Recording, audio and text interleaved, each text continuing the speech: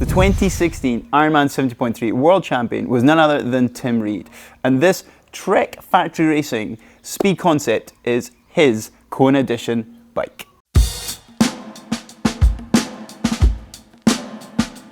So starting off with none other than the frame set, and above all, I am always a fan of the Speed Concept, mostly because of the Project One paint jobs that athletes are able to have, and coming to Kona is an excuse for athletes to have an even more special paint job than you would usually see. So the Trek Factory Racing athletes here in Kona are all going to be running this very, very swish black with, I guess I'm going to call it metallic, shiny silver decals, which I just think look really poppy and stand out. So this one is going to be something that turns some heads on race day. So moving on to the front end and the cockpit of this Speed Concept, I'm going to start with the stem area because this highlights the, in my opinion, very user-friendly adjustability that the Speed Concept is really well known for.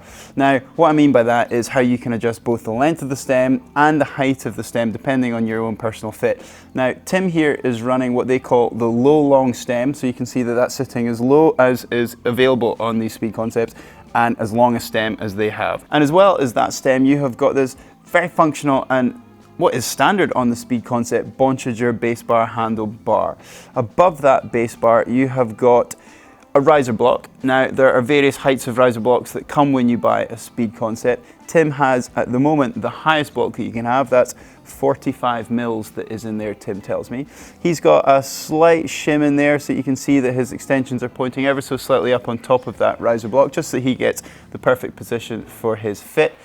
Those extensions are zip extensions, he tells me. He's changed them from the custom, or regular, should I say, Trek extensions that come when you buy a Speed Concept. A lot of athletes doing that these days, changing the extensions on their front end. He has standard Bonchager arm cups and pads in there, and between those you have got the Trek mount that allows any type of water bottle to be added in there if you wish, and Tim, you can see, is just running a standard water bottle cage there so he can put in his own water bottle in there and refill, crucially, on the go from the aid stations. So the next crucial part of Tim's bike is his group set, and this is a group set that we're seeing more and more of on the pro bikes this year. This is the SRAM Axis 1x group set, so crucially no front derailleur there on Tim's bike, but looking at the front of that group set is his chainring.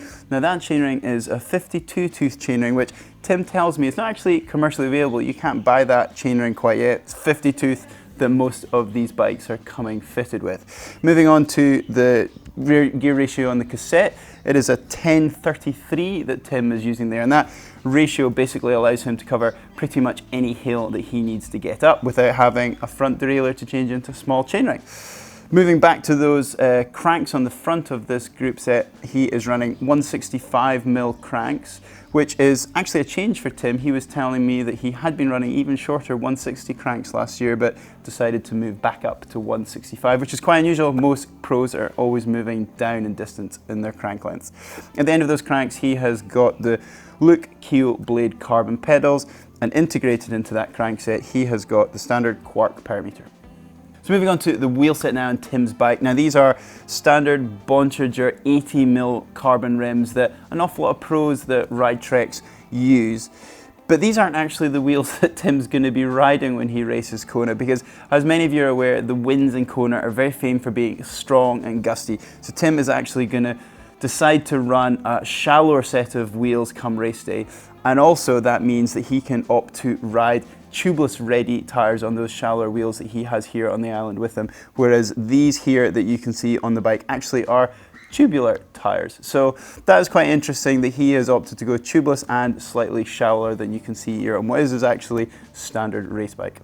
Now, when talking about a Trek Speed Concept, integration is never far from the topic of discussion, and that's because Trek have just made this bike so very well integrated. You can see it in all aspects of the bike and that front end. There's absolutely no cables, everything is tucked away.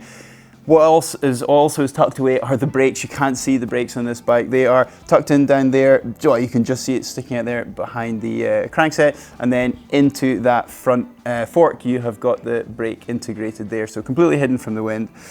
But another really good aspect of the integration that the Trek have always had on this frame set is the speed box here, which allows athletes to carry all sorts of things with them on the go, and most use that for a set of spares. And Tim was telling me that he's got some spares in there, and we can have a look in there later to see what he actually has. I asked him if he'll be racing with that speed box, but he has opted not to go for any extra on the bike because he will be running tubeless, and hopefully if he has a nick out there, the sealant will reseal and he won't be relying on any extra spares like a tube.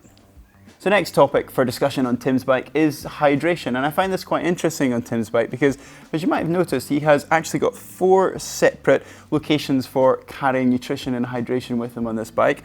He has got that front aero bottle that I talked about between the arms up there, which he can have refilled whenever he wants with a standard water bottle. But then moving on to the frame itself, he has got Trek's bespoke custom aero bottle there that sits on the down tube, and that for Tim is where he keeps his concentrated gel mix, so he can sip away at those gels throughout the duration of whatever race he's in.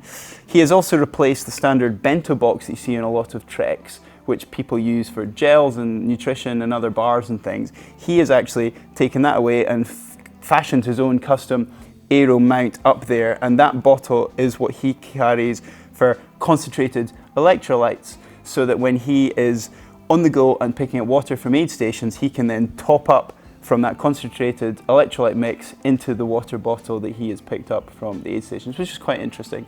He then has an extra rear bottle simply zip tied onto the back of his carbon rails on his Bonchager Hilo Pro saddle.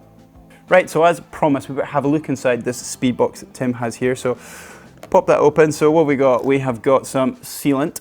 We have got a multi-tool, always useful. We have got a spare CO2 canister with the required head unit for making sure you can actually pump up on the go.